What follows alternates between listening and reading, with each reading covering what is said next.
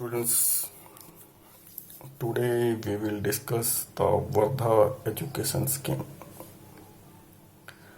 Wardha education scheme को नई तालीम, बुनियादी तालीम के नाम से भी जाना जाता है और पेपर में अलग से क्वेश्चन भी बन सकता है, नई तालीम किसे कहते हैं। अब नई तालीम क्या है? तालीम एजुकेशन का एक उर्दू वर्ड है, तालीम। अब ये कहाँ से आया? वर्धा एजुकेशन स्कीम कहाँ से निकली? ये थी outcome of Gandhi ji thinking, who considered education as an effective instrument of national reconstruction. तो गांधी जी एजुकेशन को मानते थे कि एजुकेशन बड़ा जरूरी है इस देश के लिए और इसको जितना ज़्यादा बढ़ाया जा सके उतना ज़्यादा बढ़ाना दे चाहिए और लोग जितना ज़्यादा पढ़ेंगे उतने अपने हकों के बारे में जान पाएंगे। अब उन्होंने round table conference, second round table conference जो लंदन में हुई थी, उसके अंदर भी इसका आवाज़ उठाई थी और इंग्लिश एजुकेशन सिस्टम को इन्होंने, जो मैक्यूले के द्वारा चलती आ रही थी, जो डिवाइड करती थी सोसाइटी को अपर क्लास और लोअर क्लास में, उसको क्रिटिसाइज किया था कहाँ पे? राउंड टेबल कॉन्फ्रेंस के अंदर। इन्होंने जो अपना प्रस्ताव था वो सारा एक हरिजन, इनकी एक वीकली आती थी मैगजीन, पेपर, न्यूज़पेपर, उसमें ये इन्होंने छाप दिया था अपना। तो जो डिटेल थी इसकी सारी, जो ये चाहते थे, अब ये क्या चाहते थे कि ऑल राउंड डेवलपमेंट हो, एक ऐसी एजुकेशन मिले जिससे कि पूरी तरह से एक ऑल राउंड डेवलपमेंट हो, किसकी? बॉडी की, माइंड की और स्पिरिट की हो।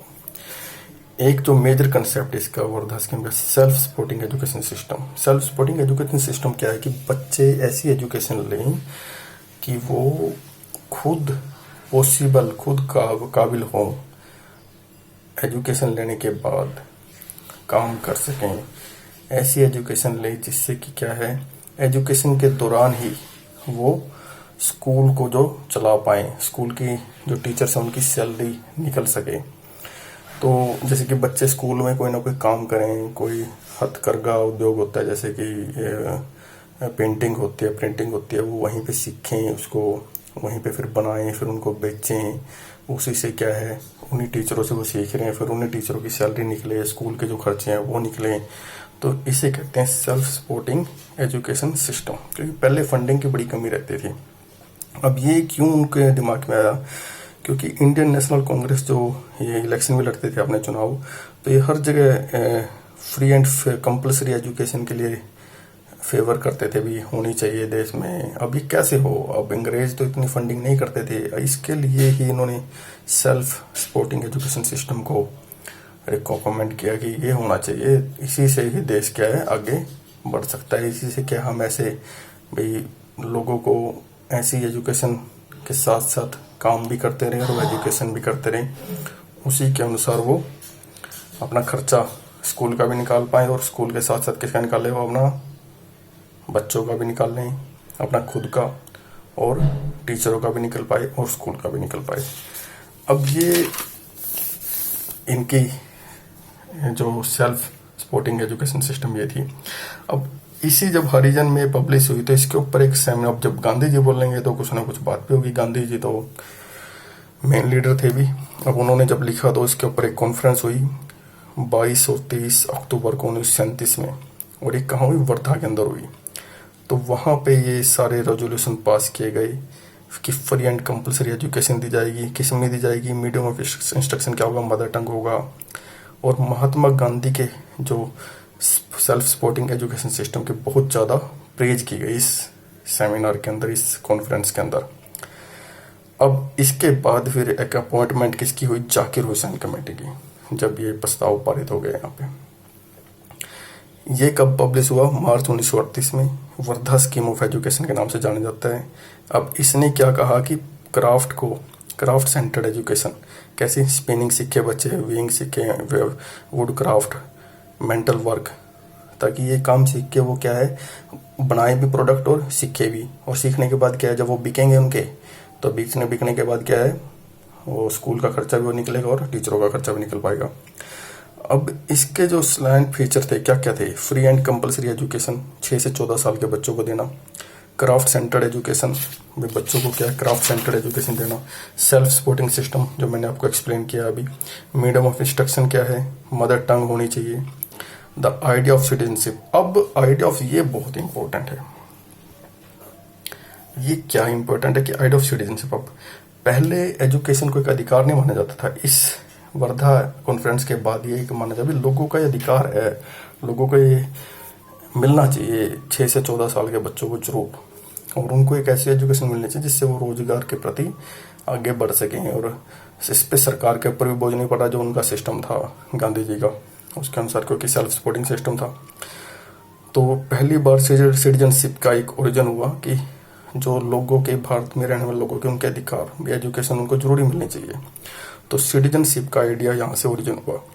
अब जैसे आप भी भारतीय सिटीजन हैं, मैं भी हूँ, सभी हैं, हमारे अधिकार हैं, हाँ, हमें जो मिले हुए हैं देश में कॉन्स्टिट्यूशन के द्वारा।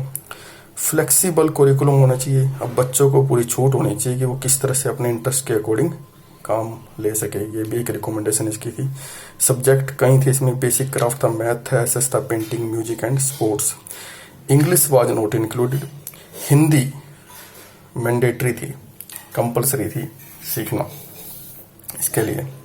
अब क्रिटिसिज्म क्यों हुआ इसका क्रिटिसिज्म इसलिए हुआ कि ये एक तो छोटी एज में बच्चों को जब आप ये चीज़ें सिखाओगे तो वो क्या है कि उनका जो मानसिक विकास है, मेंटल विकास है, वो अभी से कमाने के लिए अगर सोचेंगे तो वो पढ़ाई के लिए इतना नहीं सोच पाएंगे जितना उनको सोचना चाहिए। और वो सिर्फ उनका एक ही मोटिव होना चाहिए बच्चों का कि वो पढ़ सकें। तो इस छोटी एज में 6 से 14 साल की एज में इस तरह के वर्क सिखाना, काम करवाना, ये थोड़ा फिलोसफर के द्वारा क्या है क्रिटिसाइज हुआ। अब do not relate to the economic policy, अब ये इंडस्ट्रियलाइजेशन की एज में इकोनॉमिक पॉलिसी से भी जुड़ा नहीं हुआ था। कोई इसने ऐसे विचार नहीं दिए वर्धा कमीशन ने भी, हाँ भी जो इंडस्ट्रियलाइजेशन की एज में साइंस और इंग्लिश जो मैथ के सब्जेक्ट हैं इनकी इम्पोर्टेंस पे कोई ध्यान नहीं दिया भाई, इनकी ज़्यादा ज़रूरत थी, बल्कि हैंडीक्राफ्ट पे ज़्यादा ध्यान दिया। चरखा चलाना है और दूसरे और कार्य उनके ऊपर ज़्यादा फोकस था। अब क्रिटिसाइज और turning the school into small scale industry, अब क्रिटिसाइज हुई है पूरी, क्योंकि इन्होंने क्या है, गांधी जी का क्या प्रस्ताव था भी वहीं पे बच्चे काम करें और बच्चे काम करके पैसा कमाए, पैसा कमा के क्या टीचरों का भी खर्चा निकाले और उनका भी। तो लोगों ने कहा भी स्मॉल स्केल इंडस्ट्री बनाना चाहते हैं, स्कूल नहीं बनाना चाहते। So it could not be implemented due to date reasons, तो ये इम्प्लीमेंट नहीं हो सकी पूरी तरह से वर्धा कमीशन। पर अभी भी आज की डेट में भी हम थोड़ा वोकेशनल एजुकेशन को अगर हम देखें तो वो भी गांधी जी की देन मानी जाती है। जैसे पॉलिटेक्निक है और आपका ITI है, इनसे बच्चे जो पढ़ के निकलते हैं तो वो भी तुरंत ही रोजगार की तरफ, +2 के बाद अपना वो रोजगार की तरफ जा सकते हैं। तो ये गांधी जी का कंसेप्ट थोड़ा सा हमारे देश में चल रहा है, पर वहाँ पे वर्धा कमीशन की अगर हम बात करें तो ये कमीशन बिल्कुल ही ओवरऑल रिजेक्ट कर दिया गया था और इसको माना नहीं गया था। तो आज के लिए सिर्फ इतना ही, धन्यवाद।